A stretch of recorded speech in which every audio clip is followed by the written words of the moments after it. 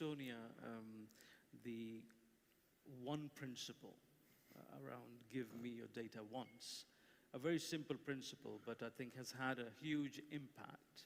And in my opinion, has been the key driver of how you've achieved a lot in Estonia from a digital and citizen-centric government perspective. It'd be good to hear about the good side, what was the benefits, but also how difficult or easy was it to implement that? Because data tends to be a major challenge and discussion area across all government organizations. Indeed.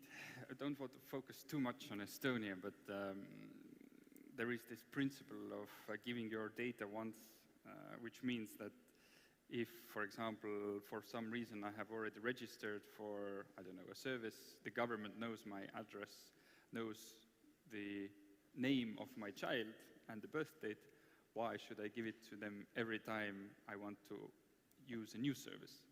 So they have this data in their systems. Why not to share it between the different government organizations is the idea of data once principle. The implementation definitely has not been easy because different government organizations are all siloed in different kind of their own databases, and to share this kind of this information, we have this pretty little thing called the X road, which is basically one big highway that is connected to smaller roads. It is a data sharing platform. But I think what you first need is the trust of the citizens. This is the most important part. If the citizens do not trust the government with the data, this is already a failed mission. We can see that in some of the bigger countries where there have been data breaches by the government, and citizens do not trust their government with the data anymore.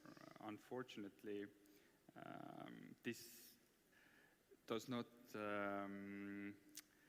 pursue good innovation. In Estonia, we haven't had any data breaches yet.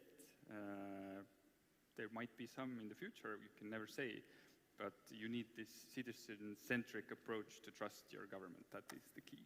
But in your case, you've taken a kind of decentralized view of how to manage that.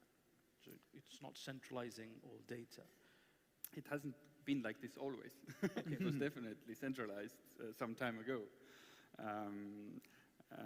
But you need to share the data between different government institutions. For example, if I break my leg and the ambulance is coming to get me, I would very much like that the ambulance already know what is my blood type and if I have any allergies. And also if I'm already in the ambulance car being transported to the hospital, I would like the hospital to be prepared to know what kind of treatment I should get. And in order for this data sequence to go through, they need, this common identifier known as, I don't know, a personal code or a name, and they need to share this information between the platforms. So this is the end result.